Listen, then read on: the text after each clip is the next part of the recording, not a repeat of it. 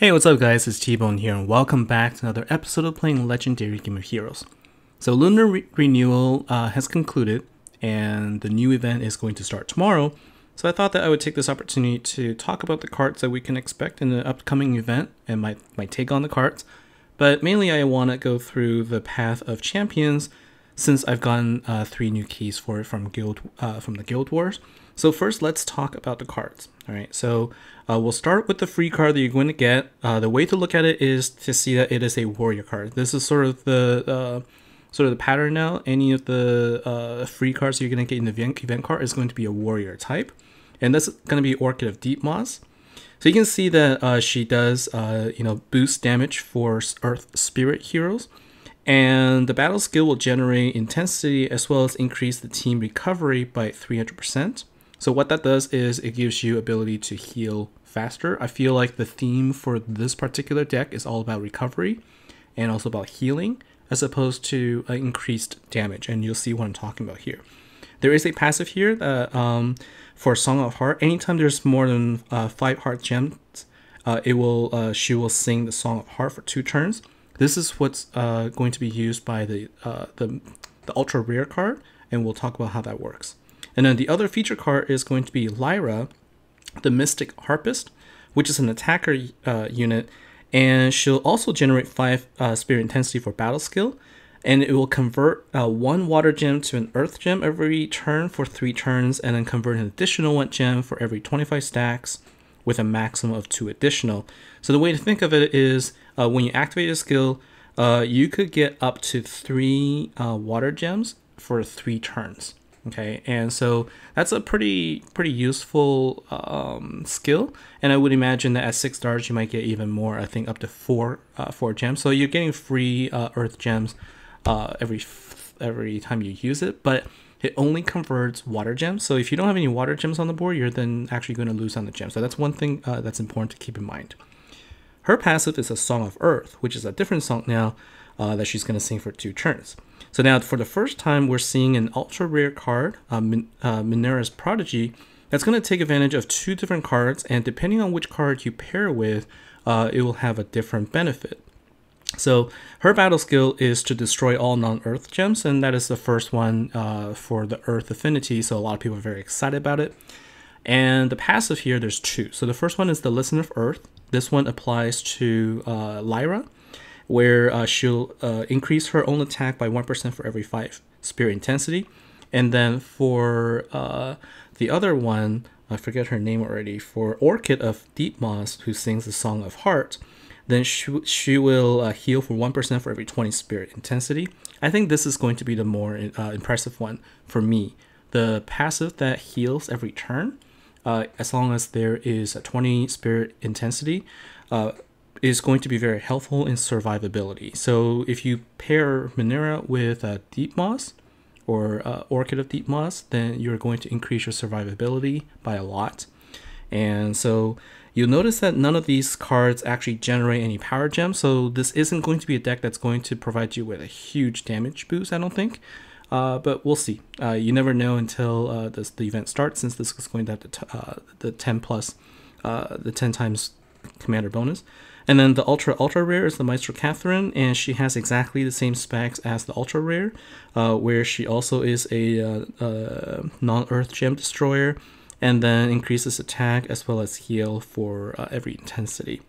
The cards that you need to get her are Robin, King of Thieves, the Jade Dragon, and Perseus. Right, so we'll see how this goes. This is the I'm gonna take a win and see attitude here for this deck, since I think that it's, I actually already have a decent Earth deck that I'm gonna start with. I already have 2 Robin Hoods at 6 stars, so I'm gonna use this, and I have Frankenstein here, where I'm gonna try and see if I can just use this to take down the guild boss. So we'll see how this goes. Anyways, let's go now into Path of Champions. I have 3 keys here, and what I wanted to do was to just keep going with the Path of Flamebound. Like, there are others out there that have already gone through the Night Stalker and the Waithstrom, but the thing is, if you look at the rewards here, they're pretty much all the same, except that the souls that you can possibly get are different for each of the affinities. I'm currently actively going after Leah and Sarah. So dark is where you can get the the forget the name now, but the angels. And then the water is where you're going to get the ice lovers. So for me right now, I don't have any of the souls for any of the affinities except for fire. So I'm going to keep going for that. Now, I've done this in the past, and the previous video I did, I used my water team because it made sense. I'm going up against a fire team. But today I want to try and bring in a another one where I'm using my dark team, and I'm going to take a look and see if I can find a let's go with a dark slayer because I want to see if I can bring in another phoenix. See if there's anyone that has a phoenix here. So I do have someone that has a phoenix, and I have somebody who has Amy. So let me see what Amy's leader does. So okay. Yeah, so her leader skill is going to buff all of the dark creature heroes. Okay, good.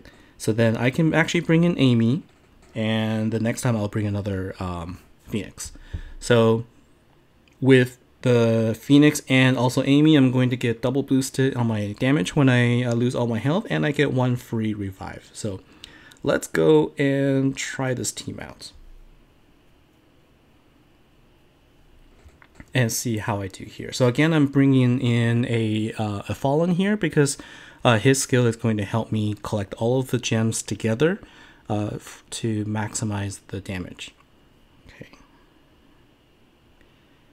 And let's go ahead and do this.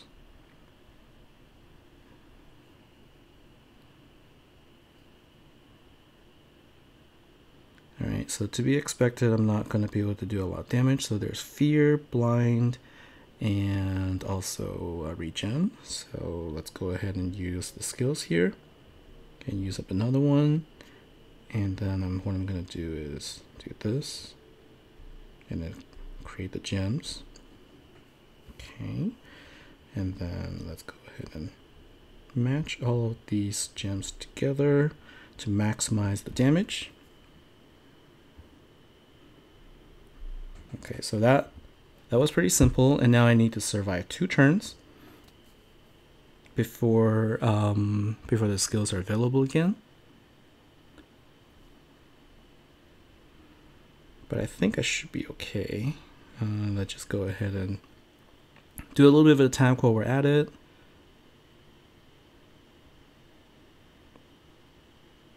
And I think, okay, so there's Weaken, Gem Silence, and Alacrity. I forgot about that. Alright, so now I'm gonna have to deal with a Gem Silence, which is really the main problem here. How many turns? But there's 5 turns here, so all I have to do is now quickly do my gem matches for 5 turns total, and I should be fine. Because they will not attack for 5 turns, so all I have to do is make sure I don't waste my don't waste any of my power-ups by trying to create gems, because that's just going to be a waste, and I'm going to lose their battle skill. And then I'm going to do this.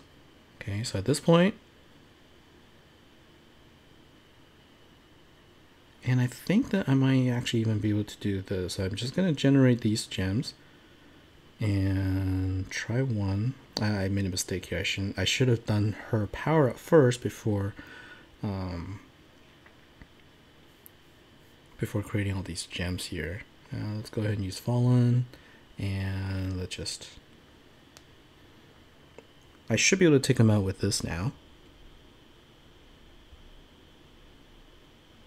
So now I still have enough health. I have not revived yet, and so I can actually just, actually it could be kind of good if I can get taken out by the Twin Dragons. But right now what I'm going to do is let's just go ahead and let's actually do this right here, because it could just do additional damage right now. Because I do need to wait a couple more turns. And let's see what So there's one more turn here. I forget what kind of attack she'll do. So let's just wait to see. Okay, that's just a regular damage. And now what I can do is I can just go ahead and use up their skills, use Fallen, create the gems, and then this would be a simple win right here. Cool.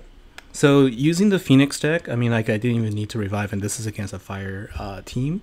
So it's really a powerful deck. So let's see what I get here. So I got the Gladiator Helm, the Crown Shard, Gold Ore, Potion, and a 4-star Hammer. So not very good treasures this time around. Okay, well, let's go and let's do one more time. I have enough time here, and I saw that there was, so again, let's go ahead and change the Dark Slayer. Let's get the Phoenix now. Crystal Phoenix. So having 2 Phoenixes is just, you know, if I die, then I'll get double the boost for damage, and that's actually really really powerful. I wish that I had gotten more than 1 Phoenix, but I'm happy to just have the 1. All right, so same idea. Let's just go ahead and try and do this a little faster now. Okay. Now I don't have enough relics to create gems at the beginning, so it makes it a little bit harder for me to create 2 power gems on the same turn. But that's what I would have preferred to do. All right, so let's see. You know, there's no reason to save anything, so let's just go ahead and do this. Okay, and how do I want to do this? Okay, I could do this. I'm wasting 1 dark gem there, but that should be fine. Okay, and then so again, I know that I'm gonna have 5 turns to regain all of my power, my battle skills. So I'm just gonna go ahead and quickly do gem matches here.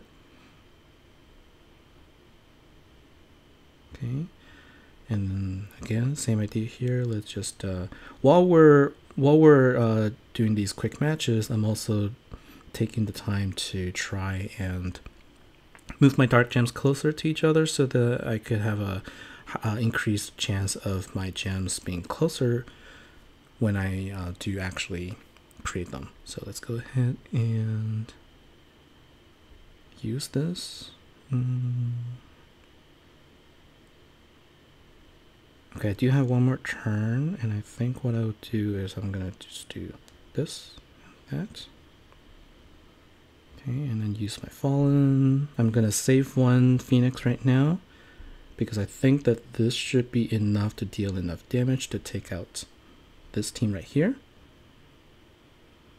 Good.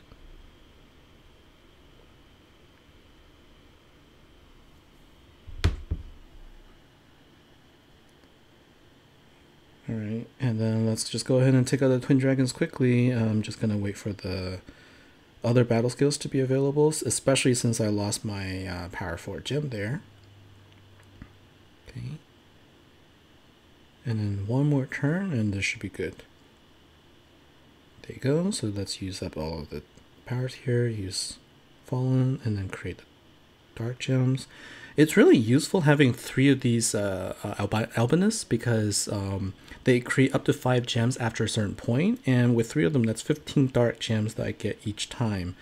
And it's one of the, you know, more effective decks that I've used. So cool. So this is the second turn, the second key here, and let's see what we get here. Okay, good. So I got a Soul of Sarah here, and looks like I got the Crystal Shard, Crystal Banana Shard. The shards also for Cooper, T-Missile, 1 Crown Shard, and a 4-star shield. All right. So that is the 2 keys here.